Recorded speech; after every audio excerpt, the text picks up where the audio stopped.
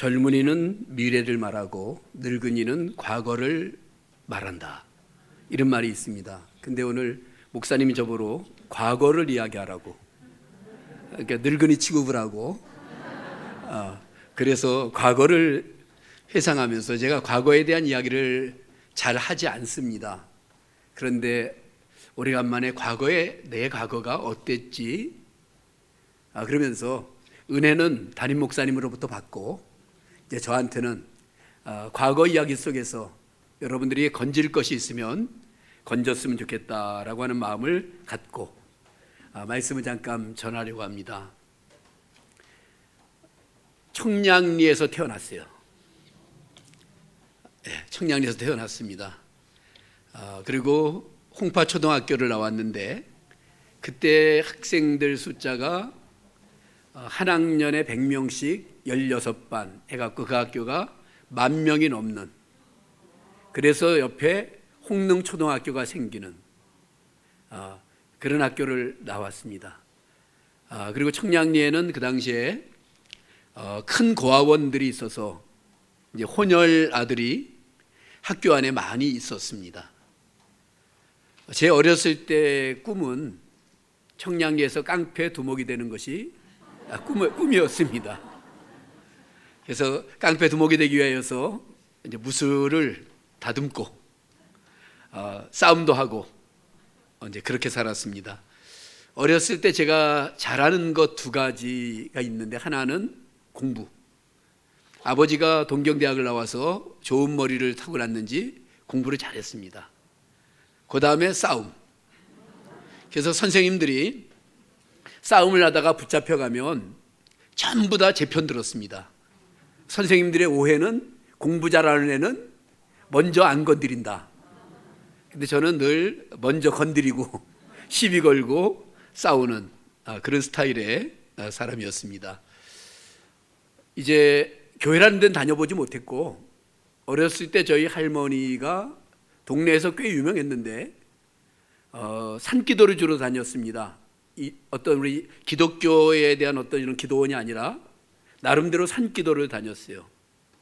그러고서 와갖고 사람들을 위해 기도하면 병도 낫고 뭐 이런 이야기를 하는, 그래서 우리 할머니를 사람들이 보살님이라고 불렀습니다. 보살이 꼭 절에만 있는 것이 아니라 오늘 교회로 이야기하면 권사님들입니다. 그런 직책을 갖고 있었던 할머니가 손자 잘 되라고 얼마나 많이 빌었겠습니까? 중학교 1학년이 되었을 때 돈을 벌어야 되겠다 생각을 해갖고 신문사에 갔습니다. 신문사 청량리에 있는 신문 보급소에 갔더니만 자리가 없다고. 그래서 제가 이문동, 외국어대학 옆에 이문동에 있는 보급소에 찾아갔더니만 중학교 1학년은 안 되고 2학년부터 된다. 그래서 2학년 되기 직전에 이제 신문을 돌렸습니다. 2년 동안 큰 길가를 하루에 10번에서 15번 무단횡단하면서 신문을 돌렸는데, 외국어대학 쪽이랑 그다음에 국가정보원 쪽, 이쪽 석관동 쪽, 그래서 석관동, 장이동, 이문동 그쪽을 두루 섭렵하면서 이제 신문을 돌리고 있었습니다.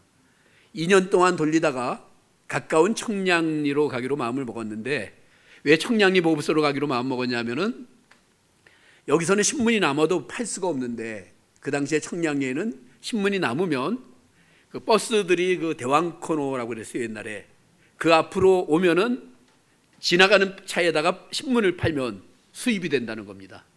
근데 그것은 깡패들의 허락을 받아야만 된다는 거예요.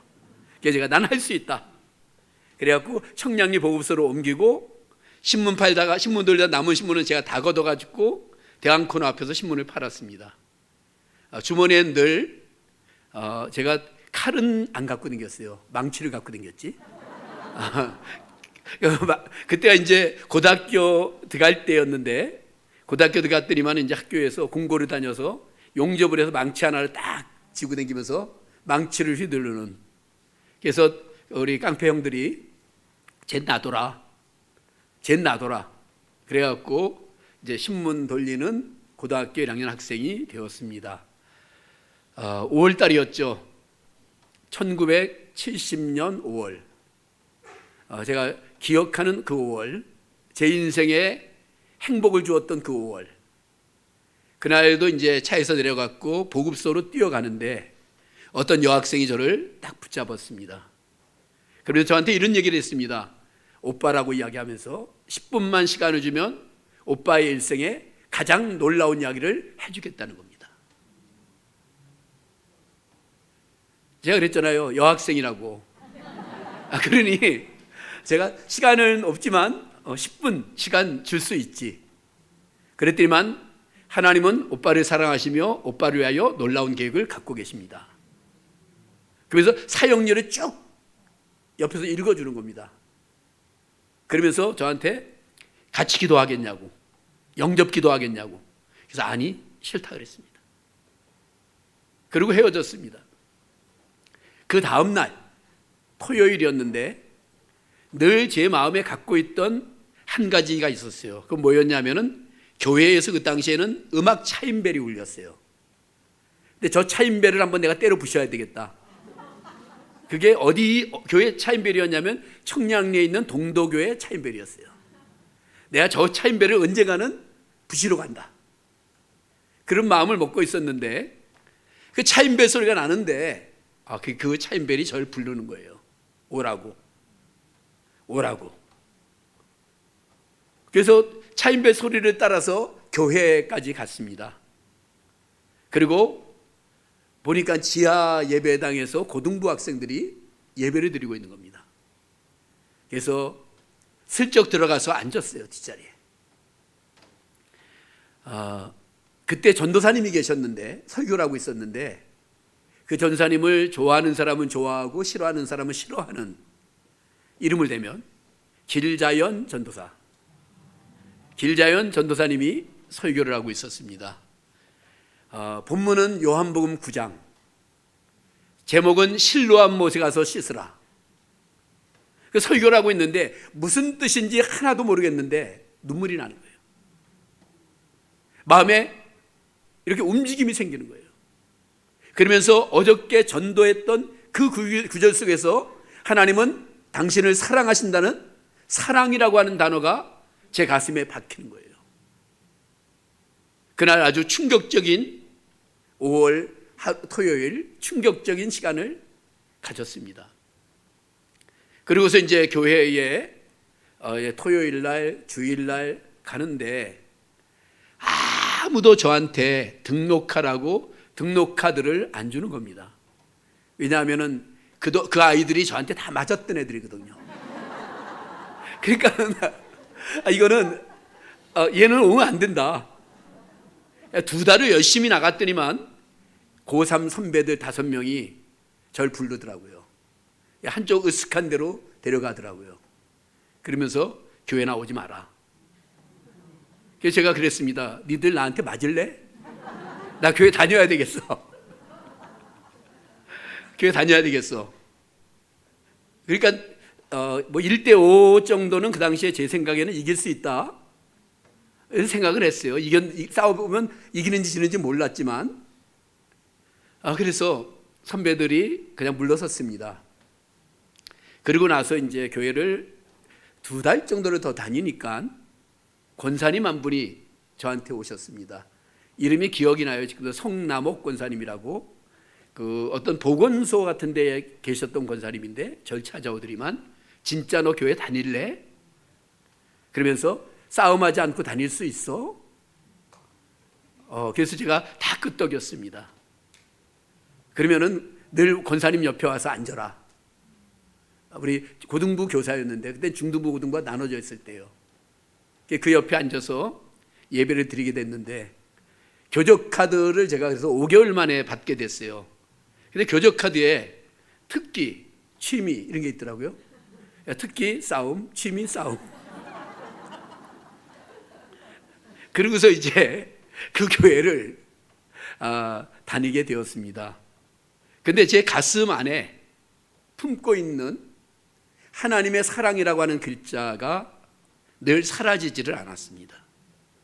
제가 오늘 본문의 말씀을 들고 온 이유는 이 설교는 표절 설교예요. 어떤 표절이냐면 제가 1971년도에 최은 목사님이 이 본문을 가지고 설교를 하셨는데 그게 가슴에 머리에 콱 박혀져 있었어요. 그래서 오늘 여기 오면서 제목은 기억이 안 나요. 본문과 몇 가지의 내용이 기억나서 그 말씀을 갖고 왔어요. 예수 믿는 이유. 이런 제목으로 표절 설교라고 하면 50년 넘었던, 그러니까 이제 유효기간이 지나서 괜찮을 거예요. 목사님도 이미 돌아가셨고 그분이 했던 첫 말씀이 이제 주일 저녁 예배였는데 이 본문을 가지고 이렇게 설교하셨습니다. 한 번 태어난 사람은 두 번 죽고 두 번 태어난 사람은 한 번 죽는다. 이 뜻을 이해하는 사람, 이렇게 이야기할 때 제가 손을 들었습니다. 그랬더니 목사님이 너 한 번 태어났냐 두 번 태어났냐? 저 두 번 태어났습니다. 거듭남에 대한 확신이 있었어요. 중생에 대한 확신이 있었어요. 구원에 대한 확신이 있었어요. 목사님 저 두 번 태어났습니다. 그러니까 설명해 보라고. 부모로부터 한 번 태어나고 영적으로 거듭나는 것, 두 번 태어난 사람입니다. 두 번 태어남에 대한 이제 확신과 도전을 갖고 말씀을 드렸던 적이 있어요. 두 번 태어난 사람. 여러분 어떻습니까? 오늘 저는 이제 오면서 여기가 교회가 오래된 교회잖아요. 그래서 앞에는 우리 할머니 권사님들 위주 그렇게 생각했는데 오늘 이상하다 생각했는데 찬양하려고 할머니들이 다 밀렸어요. 권사님들이 뒤로 지금 마치 우리 할머니 권사님들이 없는 것처럼 이렇게 많이 밀려갔는데 우리가 이제 그 신앙생활을 하면서 그 두 번 태어났다라고 하는 것에 대한 확신, 구원의 확신, 이 확신이 반드시 있어야 돼요. 이 구원의 확신이 약해지거나 흐려지게 되면은 넘어집니다. 어떤 경우에도 어떤 일에도 예수 믿고 구원받아 하나님의 자녀가 되었다. 영접하는 자 곧 그 이름을 믿는 자들에게는 하나님의 자녀가 되는 권세를 주셨다. 내가 저희에게 영생을 주노니 영원히 멸망치 아니하여도 또 내 손에서 빼앗을 자가 없다.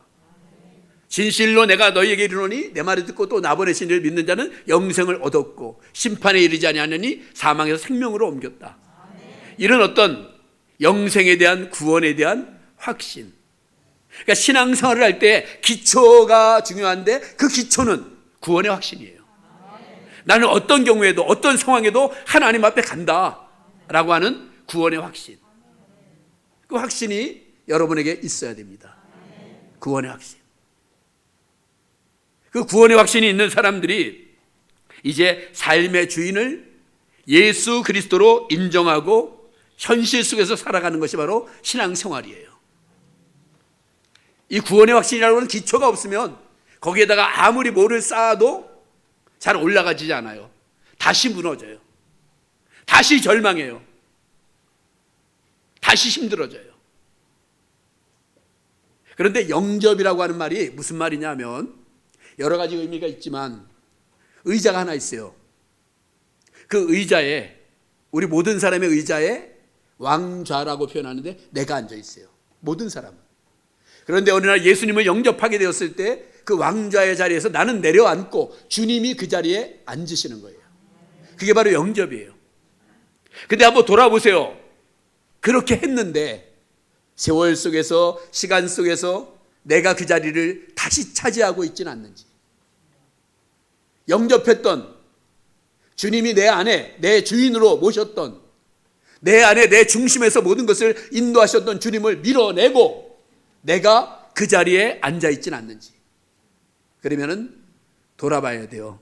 그렇다고 해서 한 번 구원받은 사람이 구원을 못 받는 것은 아니에요.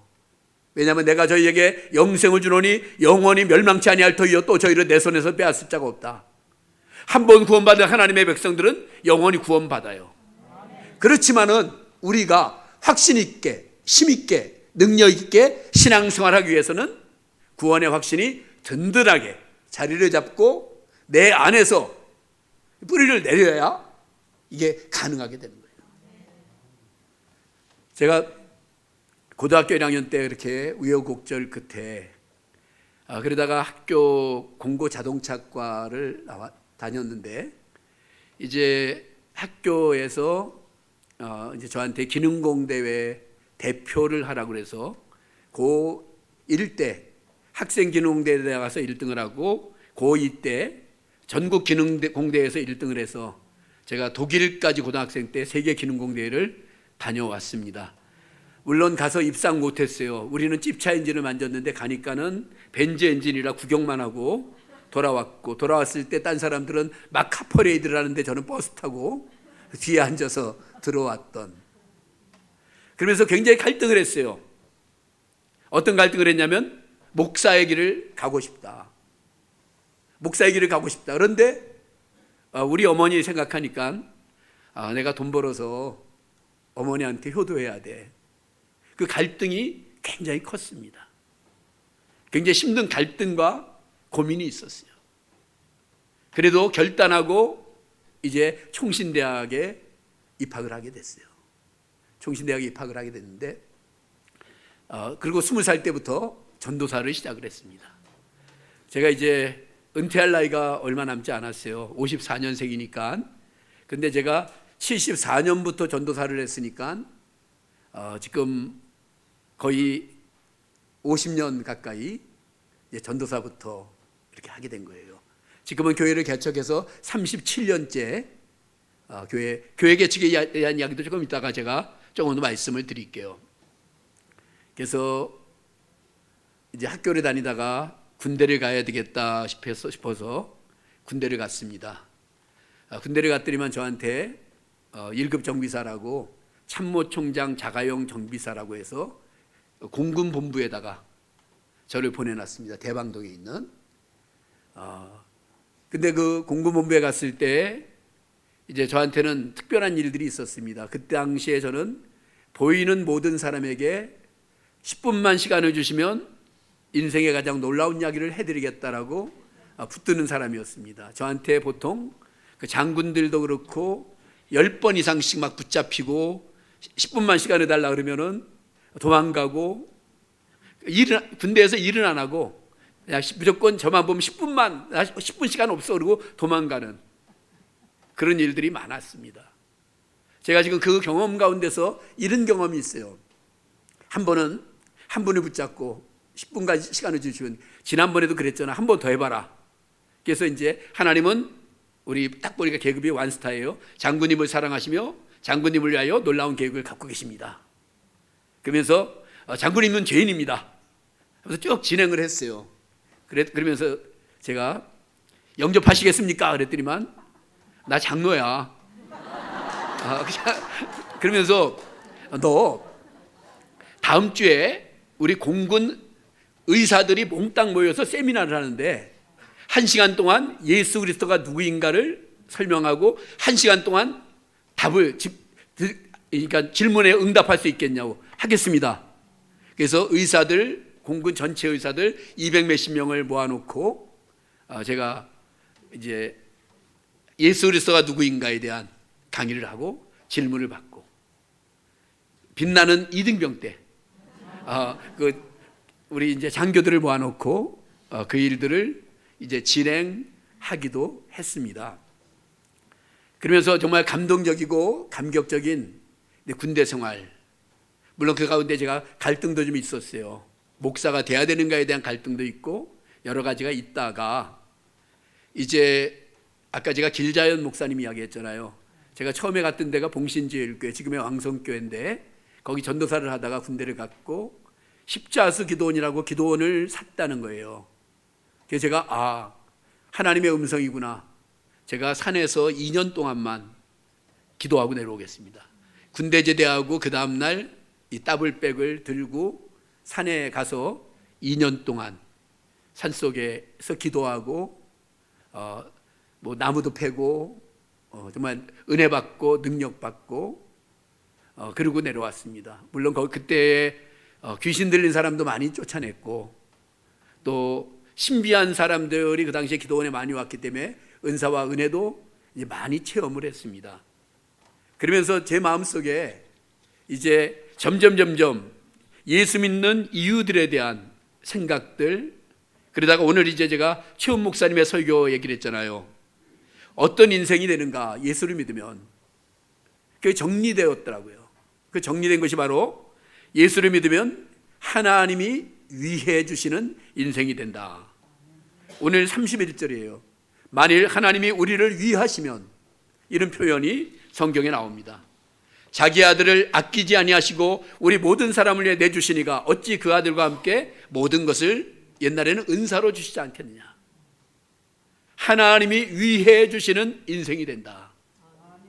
하나님이 하나님의 자녀가 되면 하나님이 책임져 주신다. 하나님이 위해 주시는 인생이 된다. 하나님이 함께 하시는 인생이 된다.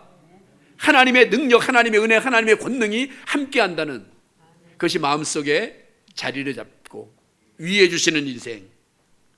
하나님이 위해 주시는 인생이 과연 무엇일까? 부모가 자녀를 위하여 할 수 있는 것, 모든 것을 하려고 합니다. 제가 아들이 하나 있어요.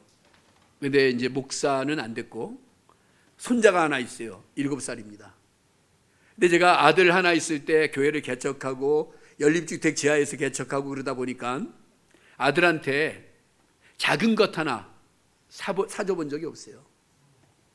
그래서 우리 아들과 저와의 관계 속에서 이야기가 나오니까 그냥 나오는 대로 하는 겁니다. 충격적인 사건 하나. 우리 아들이 중학교 1학년 때였어요. 아버지를 닮아서, 아니 엄마를 닮아서 공부를 무지무지하게 잘하는 아들이었어요. 그런데 어느 날 저한테 그러는 거예요. 아빠, 부탁이 하나 있대요. 뭔데? 나이키 운동화 하나 사주면 안 돼? 그러더라고요. 나이키 운동화. 제가 목동에서 목회를 해요.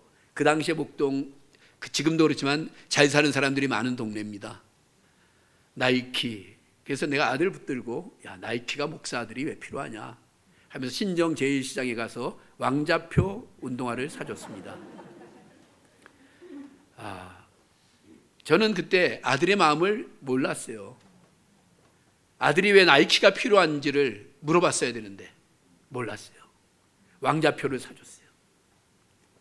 그러고 나서 우리 아들이 변하기 시작했어요. 처음에 사춘기라고 생각했어요. 말을 안 해요.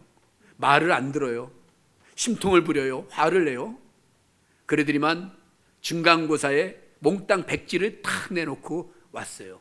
학교 다니고 싶지 않다고. 이제 사고가 크게 났죠. 그런데 아들한테 암만 물어봐도 대답 안 해요. 대답 안 해요. 암만 설득해도 대답을 안 하는 거예요. 그러지만 본인이 고민하고 고통하고 힘들어하는 시간들을 보내더라고요. 새벽 기도도 나오고 뭐 그러면서. 그러더니만 어느 날 저한테 아빠, 엄마, 오늘 저녁에 우리 가족회의해요.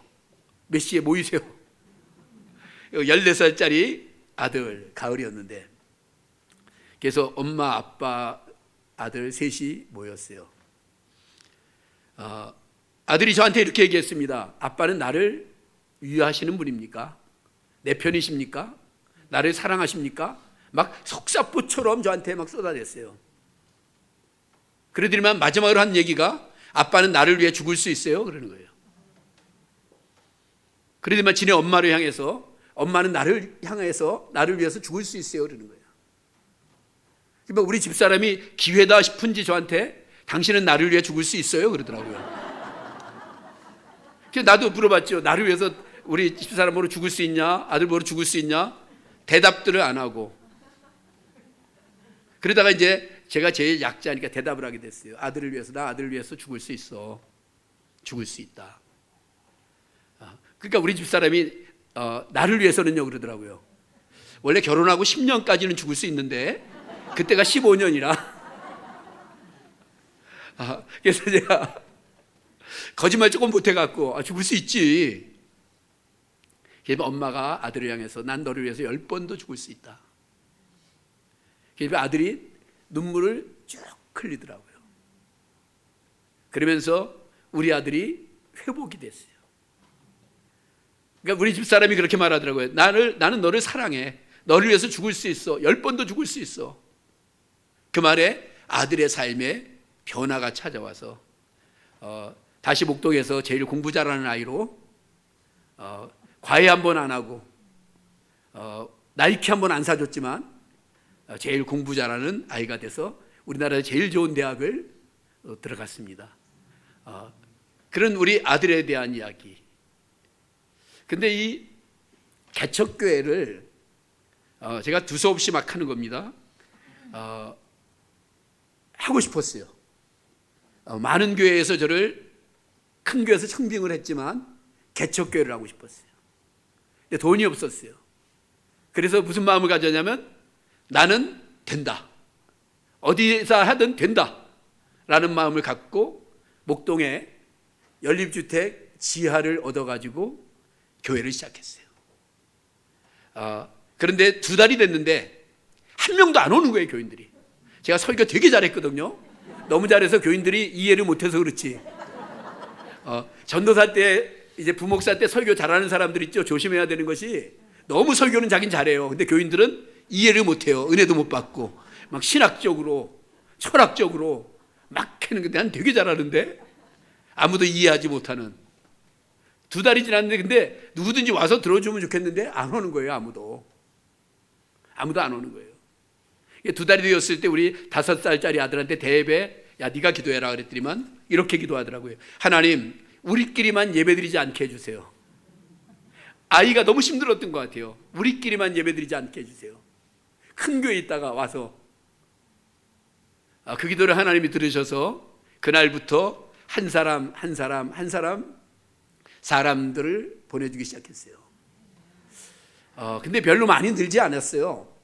1년쯤 지났을 때 몸에 피부병이 생겼는데 낫질 않는 거예요. 그래서 제가 피부과를 화곡동에 있는 피부과를 찾아갔어요.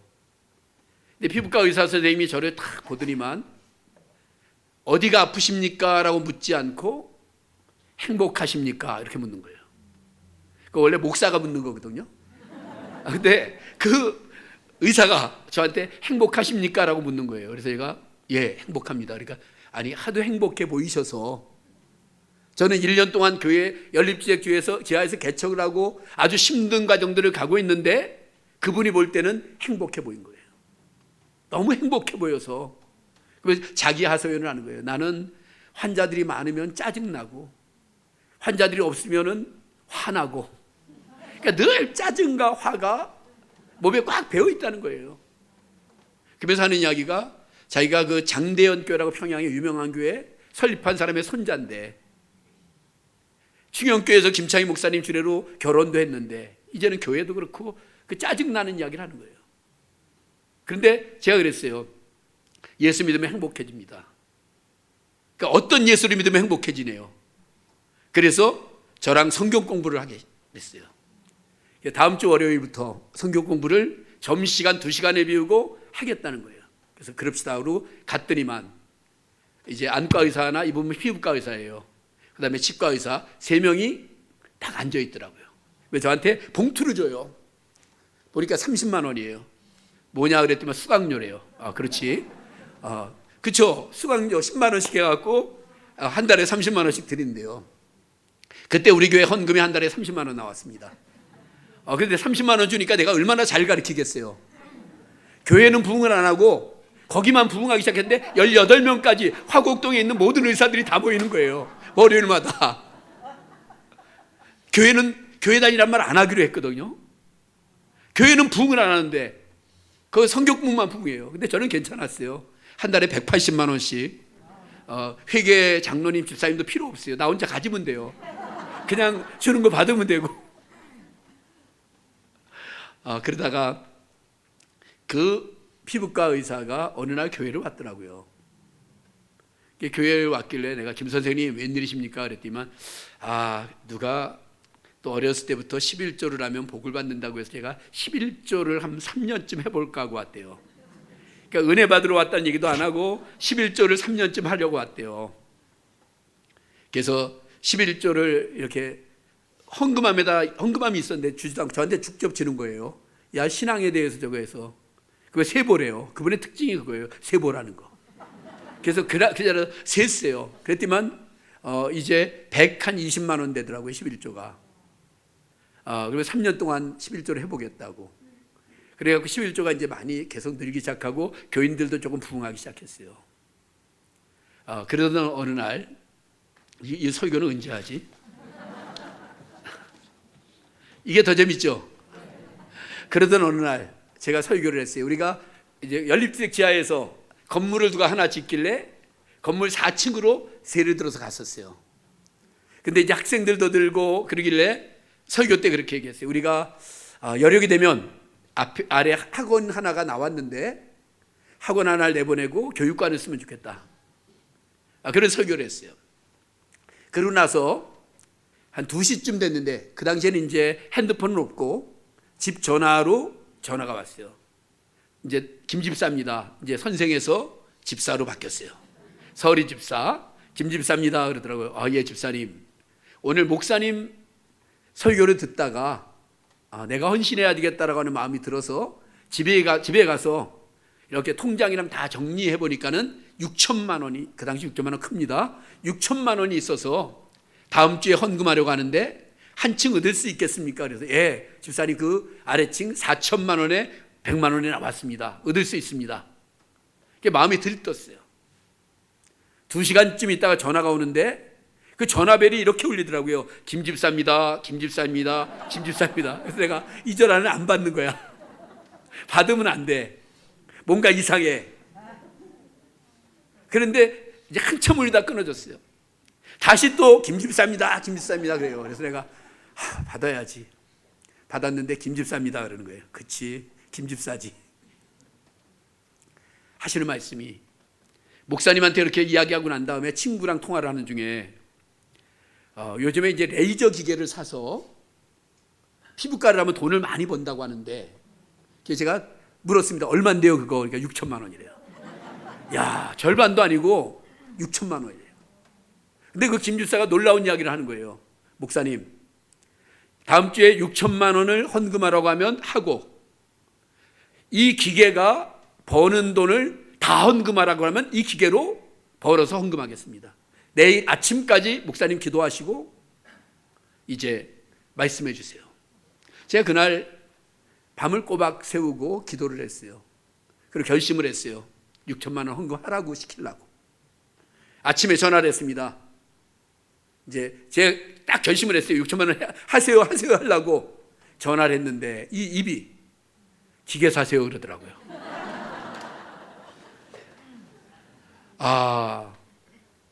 제가 그 말 해놓고 이거 뭐야. 그런데 여러분, 그 기계가 1년 만에 15억을 헌금을 해줬습니다. 그리고 지금도 서부 경남 지역에 16개 교회를 15억을 더 헌금해서 200만 원씩 16교회를 돕고 있어요. 그 기계가 한 일입니다. 그래서 우리 교회는 아직 건축을 안 해봤고 건물을 통째로 샀는데 그분이 1년 반 동안 헌금한 거로 그냥 건물을 사버렸습니다. 하나님이 하시는 일들. 근데 그분이 저한테 했던 말 중에 하나가 뭐였냐면은 하나님은 내 편이시다라고 하는 목사님 말씀에 저도 동의합니다. 하나님이 내 편이 되시기 때문에 그것을 제가 그런 설교를 했대요. 하나님이 내 편이 되는 방법. 내가 하나님 편이 되면 된다. 하나님 내 편 되어주세요. 내 편 되어주세요 하지 말고 내가 하나님 편이 되면 된다. 그래서 자기는 하나님 편이 되기로 결심했다는 거예요. 자신이 하나님 편이 되면 자동적으로 하나님이 내 편이시더라는 거예요. 하나님이 위해 주시는 인생은 바로 하나님이 내 편이 되어주십니다. 내 편이 되어주세요. 어떤 경우에도 어떤 상태에도 하나님은 내 편이 되어주십니다. 그리고 하나님이 위해 주시는 인생은 보호해 주셔요. 마치 시편 121편에 나오는 것처럼 낮에 달과 밤의 해, 낮에 밤의 달과 낮의 해도 지켜주시는 하나님. 제가 미국에 집회를 갔다가 신나게 달리다가 지금은 차 운전할 때 안 달립니다. 제가 그 당시에는 기본적으로 100마일, 160km 한국에서 이제 교통경찰한테 걸렸을 때 오늘 선생님이 오늘 고속도로 달린 차량 중에서 제일 빨리 달리셨습니다. 그리고 딱지도 끊겨봤고 이제 달리는 어떤 적이 있었어요.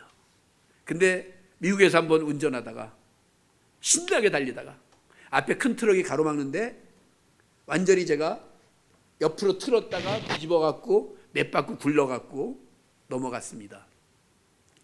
한 깨보니까는 뒤로 매달려 있고 20m 이상 날아갔더라고요. 그래서 이제 제가 깨어났어요. 그러면서 이제 영화 본 것처럼 안전벨트를 풀고 이거 발로 차고 나가야 돼갖고 발로 문을 차는데 까딱도 안 해요. 주먹으로 쳐도 까딱도 안 해요. 문득 이런 생각이 들더라고요. 문을 한번 열어볼까? 여니까 열리는 거예요. 그러니까 여러분 교통사고가 났을 때 그냥 문을 여세요. 발로 차지 말고. 그냥 여니까 열리는데 이걸 발로 차보고 주먹으로 쳐보고 이게 나왔어요. 나왔더니만 이제 앰뷸런스 2대, 경찰차 2대, 레카차 2대가 와 있더라고요. 근데 저는 손끝 하나 다치질 않았어요. 그때 하나님께서 저에게 주셨던 말씀이 바로 그거였어요. 나는 너를 돕는 자, 너를 보호하는 자.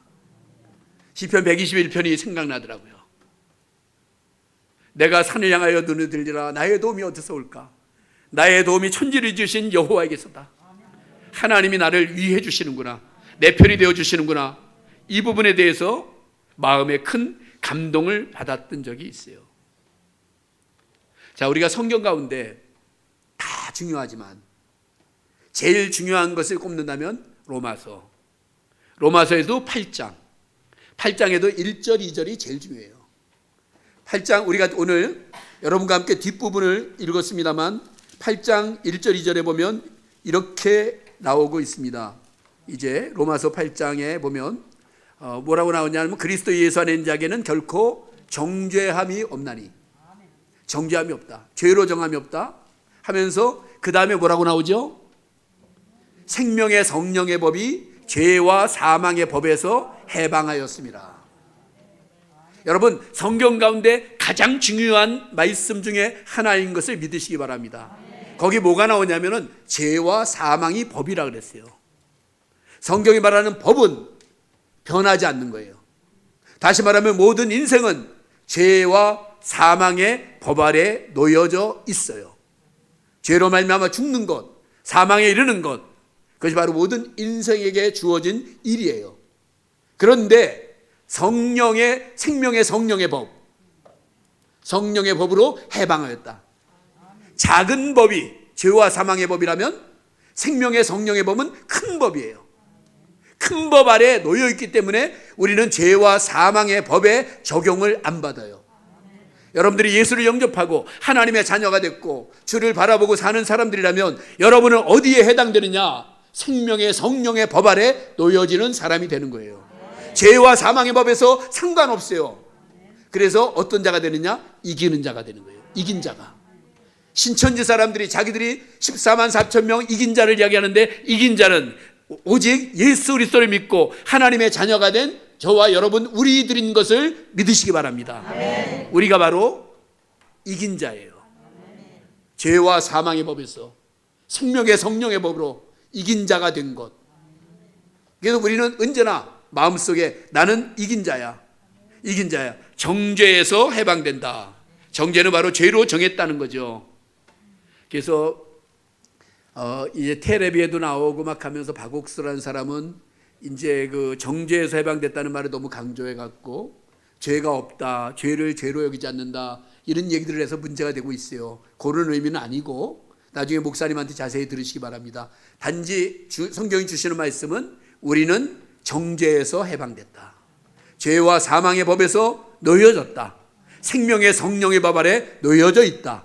우리는 하나님의 자녀며 하나님의 백성이다. 오늘 내가 이 밤에 죽는다 하더라도 하나님 앞에서 깨어날 것이다라고 하는 그 사실, 그 확신, 그게 오늘 우리들에게 있는 거지요. 우리 사람을 송사하는 정죄하는 것이 있어요. 우리 양심이, 율법이, 마귀가 이렇게 정죄하는 습성이 있어요. 정죄하는 습성. 제가 기도원 전도사를 하다 보니까 귀신 들린 사람들이 막 나가는 거예요. 저도 신기했어요.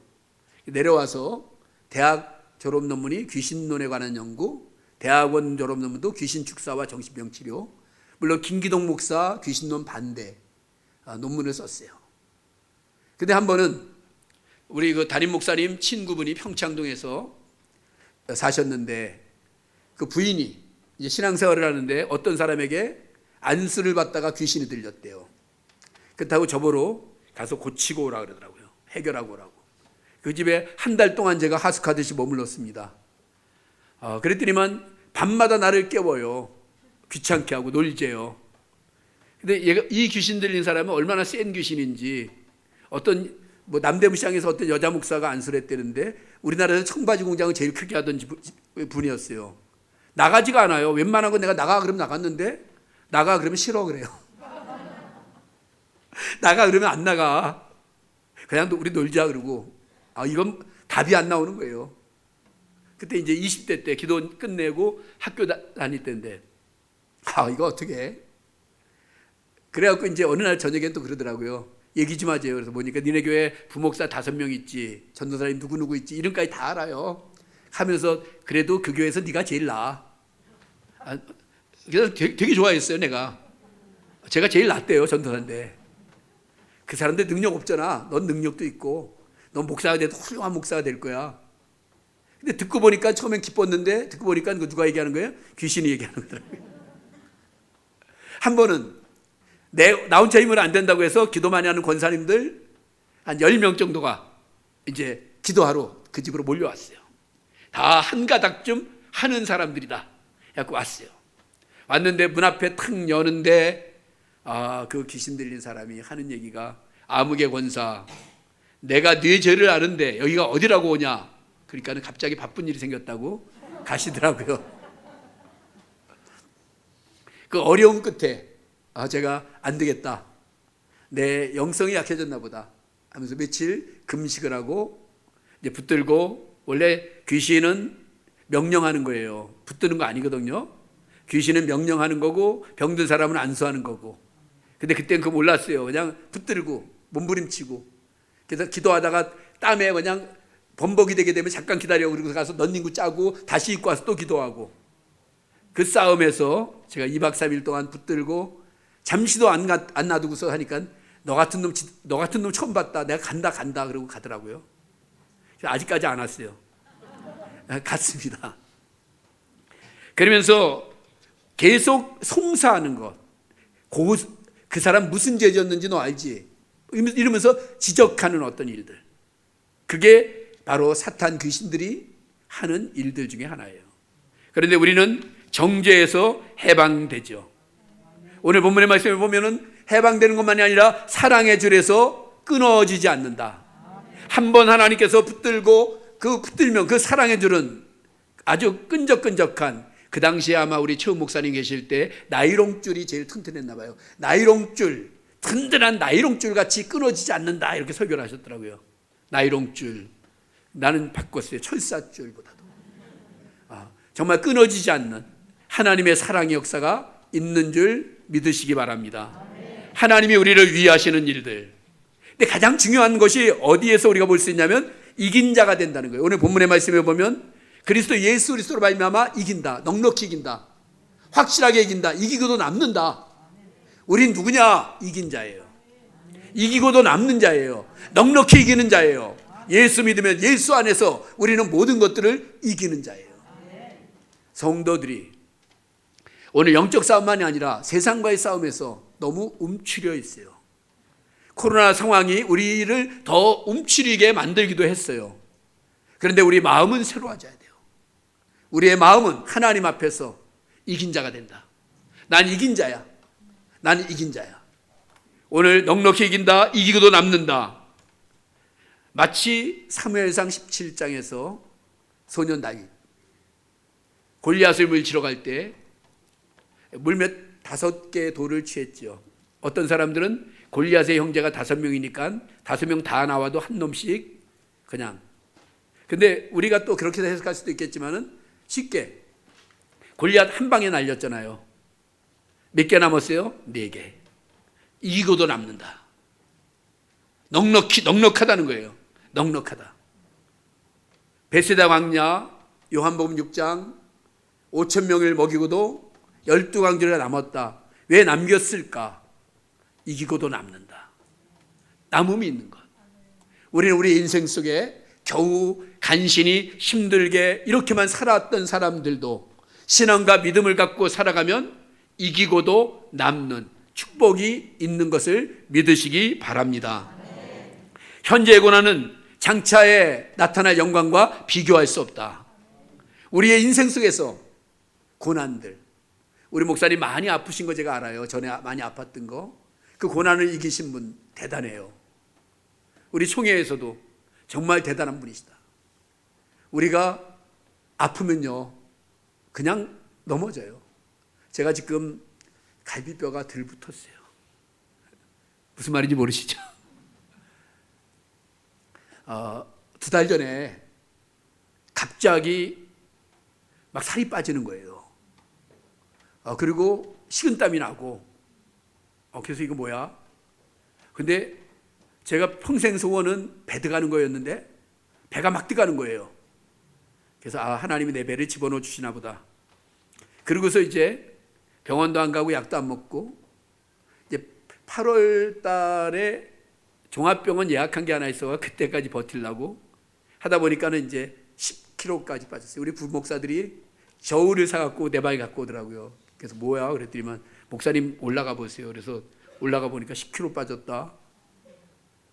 그래갖고 후배를 만났는데 후배가 당뇨가 심한 사람인데 내가 그 얘기를 하니까 자기는 기계 갖고 댕긴대요. 그거 뭐 재는 거 해보래요. 그래서 조바로 쿡 찔러 보니까 550. 이거 당뇨 환자가 많네요. 아는 거 보니까 550이에요. 그래서 그 다음날 또 만날 일이 있어서 만나고 또 찌르니까 530. 이거 어떻게? 그래서 제가 미련한 겁니다. 저 따라하면 안 됩니다. 무슨 생각을 했냐면 당뇨는 미련하니까 당뇨 없었거든요. 단 거 먹으면 그렇게 되는 거니까 내가 물도 마시지 않고 밥도 안 먹고 3일만 금식을 하면 낫지 않을까. 3일 금식을 했어요. 그리고 그 친구를 만나서 그거 다시 줘봐.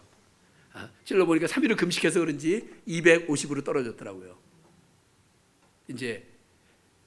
그래서 이제 그러다가 종합검진을 하고 의사 선생님을 찾아갔더니만 그렇게 말씀하시는 거예요.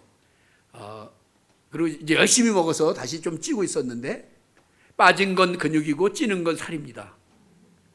그러니까 근육을 키워야 되지 안 된다는 거예요. 그래서 뭐 바빠서요. 제가 조금 특별히 학교에 우리 아까 목사님 잠깐 말씀하셨던 것처럼 신학위원장을 맡아갖고 교수 임용, 채용, 승진하는데 제가 책임자거든요. 그러다 보면 바쁘고 해서 그냥 시간을 흘려 보냈어요. 그러다가 이제 더 이상 안 되겠다 싶어갖고 있었는데 또 필리핀 신학교에 강의를 해달라 그러고 그래서 가다가 넘어졌어요.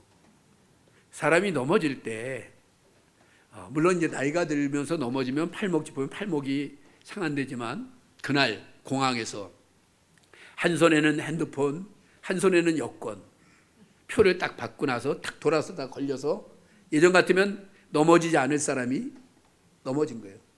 넘어지는데 이걸 던져야지 왜 이걸 번쩍 들고 가슴으로 떨어져요? 제가 낙법도 잘했는데 이게 무슨 일이야? 너무너무 아픈 거예요. 근데 비행기 티켓을 제가 안 받았으면 안 갔을 거예요. 받은 다음이기 때문에 이거 하나님의 뜻이야. 간다. 그리고 그 몸으로 이제 필리핀에 가서 강의를 하고 돌아와서 병원을 찾아가서 엑스레이 찍었더니만 목사님 다행입니다. 한 개뿐이 안 부러졌습니다. 금이 갔는데 하나가 좀 많이 가고 벌어진 상태예요. 지금 3주 좀 지났는데 아직도 덜 났어요. 덜 나서 만지면 좀 아픈 상태인데 그러면서 깨달은 게 있어요. 이 아픈 거 제가 이제 오랫동안 통풍이라는 질병이 있어갖고 아픔에 대해서 많이 아는데 이 아픈 거에 대한 제가 그 생각을 했다니까요. 하나님께서 아담을 깊이 잠들게 하신 후에 마취하셨구나. 한 번도 생각해 보지 않았던 겁니다. 아담의 갈비뼈를 취하여 하와를 만들었다. 아담이 얼마나 힘들었을까. 갈비뼈 하나가 부러졌으니. 갑자기 이제 그 생각이 나는 거예요. 갈비뼈가 나간 다음에. 좀 어떻게 보면 엉뚱한 생각입니다만 성경도 새롭게 보이기도 하고, 그래서 아직 덜 났습니다. 덜 났는데 깨달아지는 게 뭐냐면 고난. 우리 고난은 작은 것도 힘들어요. 작은 고난도 힘들어요. 그런데 인생에 고난이 없는 인생은 없어요. 모든 인생에는 다양한 고난이 존재해요. 그러면 그때 우리는 어떻게 해야 될 것인가? 현재 고난은 장차 나타날 영광과 비교할 수 없다. 영광의 하나님을 바라보는 거예요. 승리의 하나님을 바라보는 거예요. 이기게 하시는 하나님을 바라보는 거예요. 승리자가 되게 하시는 하나님을 바라보는 거예요. 그렇게 하다 보면 현재의 고난을 이기는 힘을 얻게 돼요. 제가 아프니까 자연스럽게 주여, 주여, 주여 기도하게 되더라고요. 아프니까. 근데 꼭 이게 밤에만 아파요.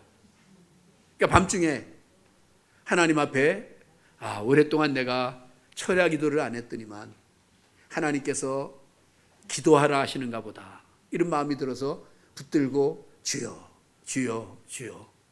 그 기도하다 보면은 어느 날 좀 어느 순간 아픈 게 좀 사라지고 이제 거의 다 낫습니다. 오늘 이제 말씀을 거의 정리하려고 합니다. 여기가 이 교회의 특징 중에 하나가, 보통 대부분 제가 설교하러 가보면 앞에 시계가 있거든요. 시계 보고 설교하는데 시계가 저 뒤에 있는 것 같은데 안 보이네. 그래서 지금 얼마나 설교했는지 지금 제가 몰라요. 끝날 때 됐죠? 넘었어요? 예. 안 보이니까. 예수 믿고 하나님의 자녀가 되면 우리가 하나님의 자녀, 하나님의 자녀의 권세, 하나님의 자녀라고 하는 한 가지 이유로 하나님은 우리를 사랑하시고 우리 편이 되시는 거예요. 하나님의 자녀, 하나님의 자녀. 그 얘기 오늘 꼭 하려고 그랬는데 빼놓고 하면 안 된다. 우리 여전도의 헌신 예배잖아요. 제가 교회를 개척하고 첫 번째 크리스마스 전날, 이제 교회가 한 20-30명 정도 모이게 됐어요. 그래갖고 이제 우리 잔치합시다. 크리스마스 전날 잔치를 하게 됐어요. 그런데 누가 귤을 한 박스를 갖고 왔어요. 그런데 그 중에 한 분이 저한테 오더니만, 목사님, 귤은 까서 놔야 되죠? 그러더라고요. 그래서 내가 난 잘 모르니까 예 그랬어요. 그랬더니 조금 있다 한 분이 오시더니만, 목사님, 귤은 그대로 놔야 되죠? 그래서 예 그랬어요. 그러니까 두 사람이 막 싸웠더라고요. 그러더니만 조금 있으니까 두 사람이 와갖고 이렇게 결정력이 없는 목사님 밑에서 신앙생활 안 하기로 했습니다. 그리고 A 집사도 떠나고 B도 집사도 떠난다는 거예요. 지들끼리 싸워놓고 왜 지들끼리 떠나? 내가 그래서 우리 교회 그랬어요. 우리 교회는 모든 행사에 귤은 금지다. 귤은 금지다. 만약에 귤을 갖고 오려면 반 잘라서 놔라. 까지도 말고 그냥 놓지도 말고.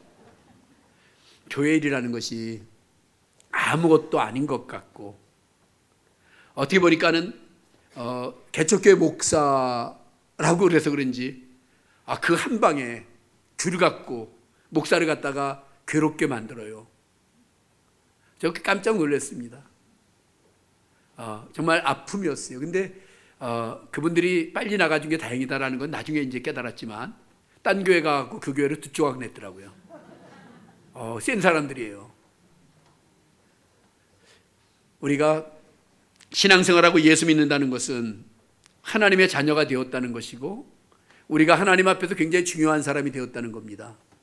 그러면 나만 중요한 것이 아니라 내 옆에 사람도 중요한 거예요.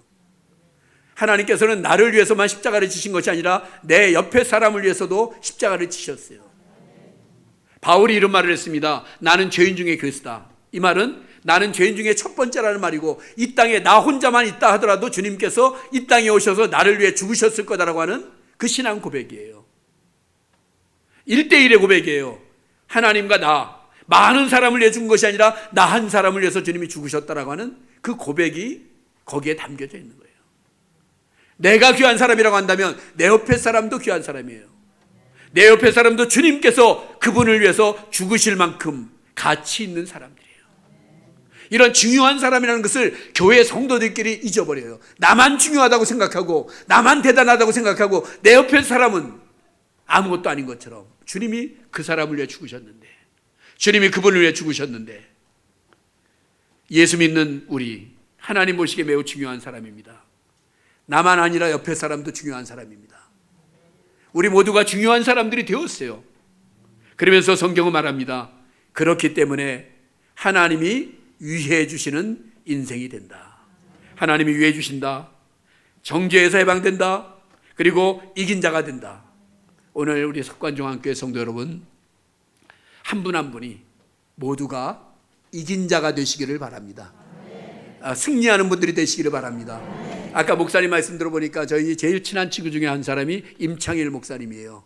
오래전에 여기서 사역을 했댔죠. 그리고 목동에 제가 개척을 하니까 6개월 후에 나 어떻게 하지? 그래서 이쪽으로 와, 같이 개척하자 해갖고 개척을 했고, 그때 석관종합교회 성도들이 많이 와서 예배를 참석을 했어요. 개척하는 때. 그때 그 의자와 카페트가 전부 다 우리 교회에서 갖고 온 건데 아직까지 돌려받지 못했어요. 끝까지 내가 줬다고 고집해요. 난 빌려준 건데. 그래서 석관종합교회에 대해서 낯익고 또 귀한 목사님 감사하고, 우리 여러분 모두가 예수 안에서 행복한, 예수 안에서 행복한, 나는 예수 편이야, 예수 편이야, 그런 분들이 다 되시기를 주의 이름으로 축복합니다. 네. 기도하겠습니다. 하나님 감사합니다. 예수 안에서 예수 편이 되어서 우리 모두가 승리하도록, 우리 한 사람 한 사람을 통하여 하나님의 뜻을 이루어 드리도록, 특별히 우리 여전도 연대를 통해서 우리 교회가 아름답게 부흥하고 성장하고 열매 맺도록 하나님 축복해 주옵소서. 네. 교회 안에 병들고 약한 자들이 있다면 나사렛 예수 그리스도의 이름으로 치유되게 하시고 회복의 역사가 있도록 은혜를 더하여 주시옵소서. 예수님의 이름으로 기도합니다. 아멘.